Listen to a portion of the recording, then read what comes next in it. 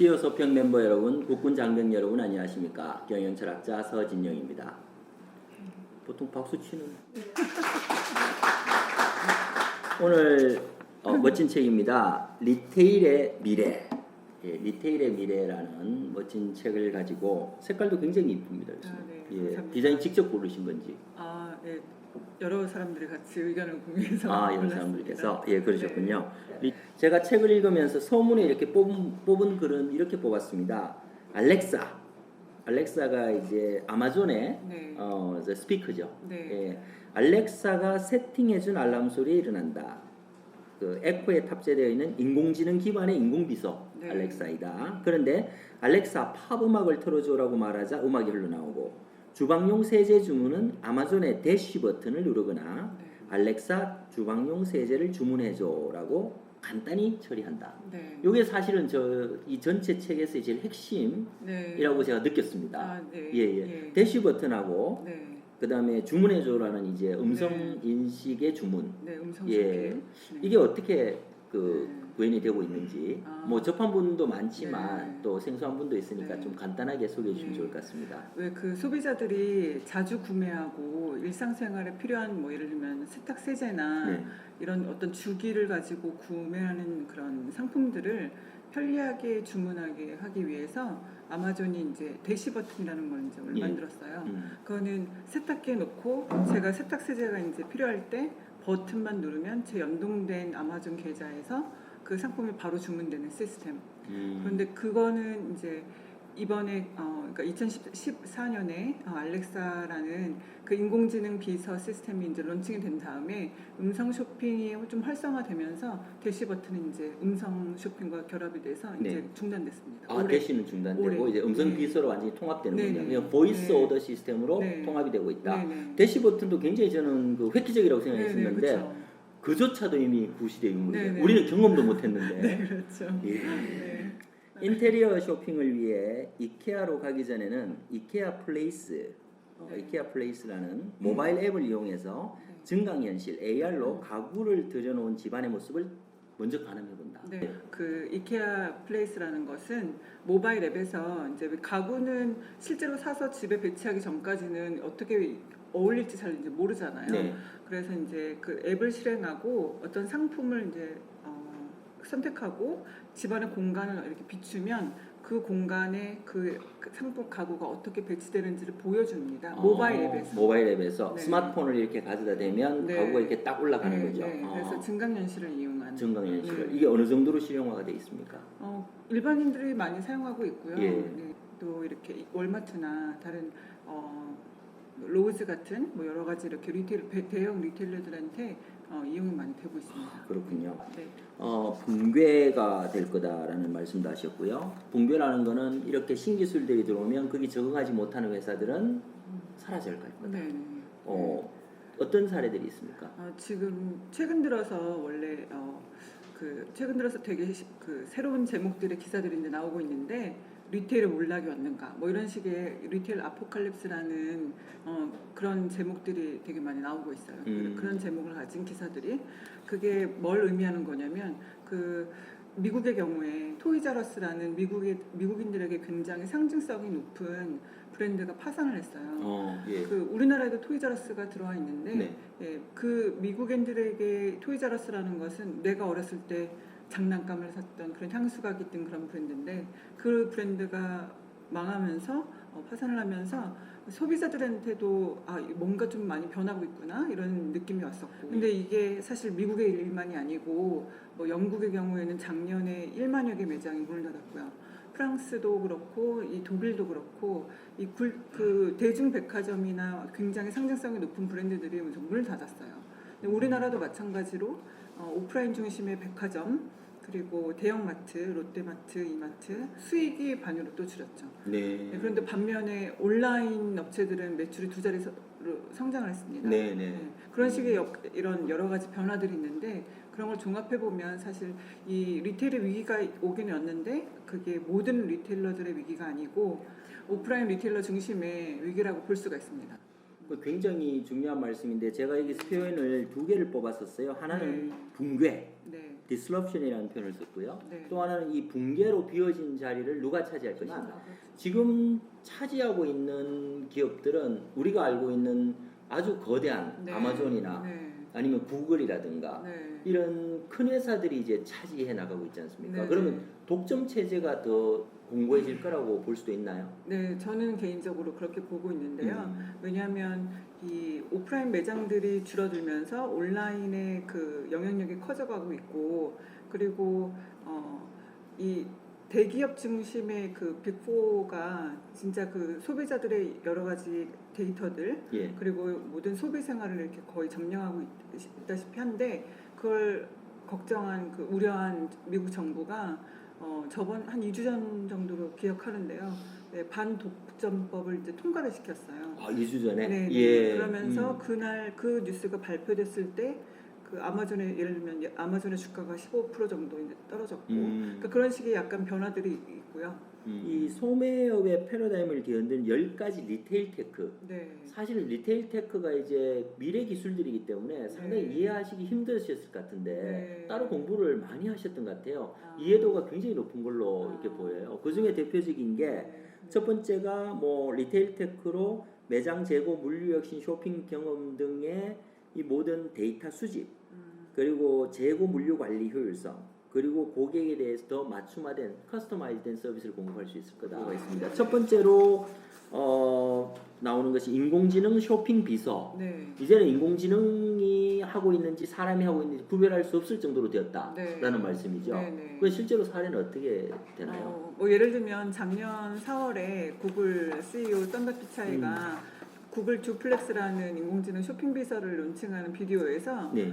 예, 그러니까 헤어 살롱에 이제 예약을 하는 장면을 이렇게 시연을 했는데 네. 그런 장면에서 사람들이 놀란 게 우선 인공지능과 사람이 구분이 잘 되지 않고 그리고 인공지능이 그 문맥을 파악하고 이라는 뭐 추임새도 넣고 예, 감탄사 추임새를 넣는다는 거죠. 네, 넣는 예. 거죠.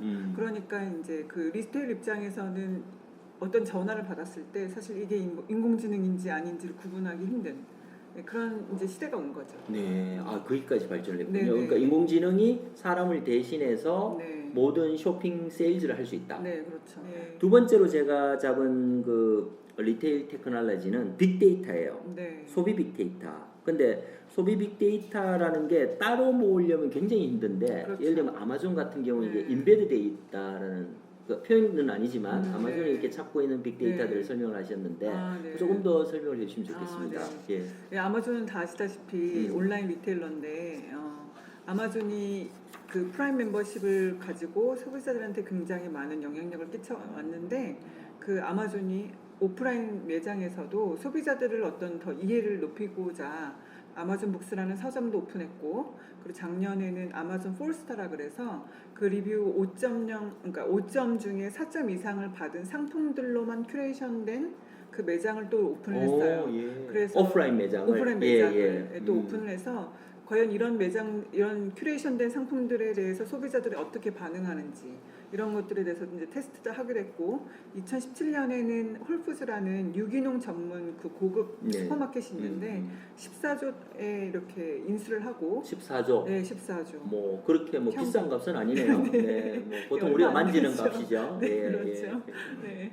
네, 14조에 인수를 해서 이렇게 오프라인 영역으로 확장하고 있는 것들이 온라인 데이터를 가지고 오프라인에도 과연 그런지 이런 테스트를 하려고 하는 것도 있고 그게 네. 좀 정말 말씀 끊어 죄송한데 네, 네. 온라인에 충분한 수익성을 가지고 네. 사실 오프라인의 시장을 대체해 온 거잖아요. 근데 다시 아마존이 오프라인으로 네, 진출하고 네. 있다. 네, 그게 사실 여러분들이 많이 그거를 혼동하실 수 있는데 아마존이 미국에서 굉장히 큰 회사고 그렇지만 이 리테일이라는 게 전 세계 글로벌적으로 오프라인이 보통 80에서 90%를 차지하고 있습니다. 네. 그러면 아마존은 그 10% 정도에서 5% 정도를 차지하는 거죠. 그래서 그러니까 온라인 영역에서는 아마존이 50% 영향력을 영향력을 가지고 있는 굉장한 기업이지만 아직까지는 오프라인이 이 리테일을 지배하고 있기 때문에 오프라인을 이해하지 않고서는 사실 소비자를 이해한다는 게 사실 불가능하거든요. 네, 네. 그러니까 그 방대한 데이터를 가진 아마존은 우선 오프라인 영역에서 뭔가 더 확장성을 높이는 게 굉장히 필요하고 네. 그리고 아마존의 그 정책, 그 어떤 미션이라고 할까, 그 제프 베조스가 추구하고 있는 것이 소비자, 우리 인간의 그 미국 소비자의 어떤 소비 생활뿐만 아니고 뭐 헬스케어나 아니면 정말 그 여러 가지 정말 삶의 모든 것을 이렇게 다 관할하고 싶어하는 영향력을 네. 주고 싶어하기 때문에 네. 오프라인을 정말 놓치고서는 할 수가 없는 건 거죠. 교수님 말씀 중에서 네. 굉장히 그 생각을 많이 해야 될 것이 오프라인을 놓치게 되면 데이터를 잡아낼 수 없다. 네. 소비자를 이해할 수 없다라는 네. 말씀. 네. 그 다음에 채널링 전략을 할 때 뒤에서 말씀해 주셨는데 옴니 채널하고 네. 멀티 채널을 또 말씀해 주셨거든요. 네, 그렇죠. 그러면 네. 이제 아마존의 제프 베조스가 원하는 거는 옴니 네. 채널이다. 그렇죠. 이렇게 볼 수 있습니까? 네, 네. 옴니 채널이 뭐죠? 어떤 리테일러가 그 어떤 상품을 판매하는 것을 채널이라고 하는데 예를 들면 뭐 이마트가 오프라인 매장도 있고 온라인도 있고 모바일 앱도 있잖아요. 그러면 이거는 멀티 채널이기 때문에 그렇게 멀티 채널이라고 부르는데 채널 간의 그 어떤 고유한 영역, 고유한 특성을 잘 융합시켜서 내가 이거를 뭐 온라인에서 주문하는 건지 모바일로 주문하는 건지 아니면 오프라인인지 아니면 오프라인에서 모바일을 경험할 수 있고 이런 식의 여러 가지 이걸 유기적으로 결합이 됐다고 하는 건데 유기적으로 결합된 채널 경험, 소비 경험을 옴니 채널이라고 하는 거죠. 네. 다 해서 융합해서 하나로 만든 게 옴니 채널이다. 네. 예. 그래서 한 단계 더 보통 이제 이 옴니 채널이라는 단어가 리테일 업계에서 굉장히 화두가 되어 왔는데 지금 이 몇 년 동안 기업들이 뭐 예를 들면 온라인에서 구입한 물건을 오프라인 매장에서 픽업하는 것 이거 옴니채널 전략이라고 이미 그러니까 리테일러들이 얘기를 하고 있는데 그것보다 더 한 단계 더 발전된 미래형 옴니채널이 이제 다 중요한 키워드가 될 거라고 저는 보고 있는 거죠. 그렇군요. 그래서 네. 여기에 제가 그 옴니 채널로 같이 갈 수 있는지 모르겠는데 나보다 나를 더 잘하는 쇼핑몰. 네. 그게 이제 소비의 빅데이터인데 네. 우리가 우리 자신을 굉장히 잘한다고 생각을 하지만 네. 본인들이 소비하는 소비 패턴은 아마존에서 훨씬 더 정확하게 알고 있을 것 같아요. 근데 아마존에서 드론 배송을 할 때 그러면 월요일 아침에는 와이셔츠를 3벌을 넣어주는 거예요. 네. 내가 좋아하는 컬러 모양의 노 스트라이프가 없는 거 또는 나는 격자무늬 스트라이프를 좋아하면 격자무늬가 들어간 거를 내가 좋아하는 스타일로 3벌을 보내주고 그 다음에 갑자기 아침에 추워지면 머플러를 하나씩 넣어주는 거예요. 네. 그러면 굉장히 좋아요. 어차피 우유가 가니까 네. 같이 박싱해서 넣었다가 네. 마음에 들면 어머 내가 지금 와이셔츠 썼는데 입으면 되고 아니면 다시 반품할 거 2개 넣으면 그 다음날 다시 들고 가면 되니까 네. 그렇게 해서 유통을 완전히 장악할 수 있지 않을까 이런 상상도 가끔 해보거든요. 근데 비슷한 시스템이 그 미국의 그 스티치픽스라고 소비자들에게 어떤 서브스크립션 서비스라고 해서 일정액을 내면 내가 원하는 취향의 옷을 알아서 인공지능이 멀천다이징을 해서 꾸려가지고 박스를 보내줍니다. 그런 식으로 이제 소비자들이 뭘 필요한지를 미리 알아서 어떤 상품이 필요할까? 어떤 경우에 이런 걸 좋아할까? 그런 데이터를 가지고 소비자의 행동을 미리 예측하는 건 거죠. 그게 빅데이터 네, 리테일링이네요. 그렇죠. 네. 정확한 사례인 것 같습니다. 네. 세 번째로 이제 말씀하신 게 그 미래형 오프라인 매장에서 언택트 리테일. 네. 여기 이제 이 표현을 썼는데 네. 중국 가니까 거지가 QR 코드가 인쇄된 종이판을 가지고 있더라. 네. 네. 그런 것도 있고 그다음에 사람이 네. 없는 네. 무인 매장이 네. 이제 굉장히 유행할 수밖에 없죠. 네. 지금 그럼 언택트 리테일의 어떤 좋은 사례들이 좀 있을까요? 그 미국의 사례는 아마존고라는 매장이 있는데 아마존에 혹시 가보신 사람들도 있으실 텐데 그 작년 1월에 2018년 1월에 시애틀 본사 1층에 아마존고라는 무인 매장을 냈어요. 그러면 아마존 고라는 앱을 다운받고 본인을 인증하고 들어가서 쇼핑을 막 합니다.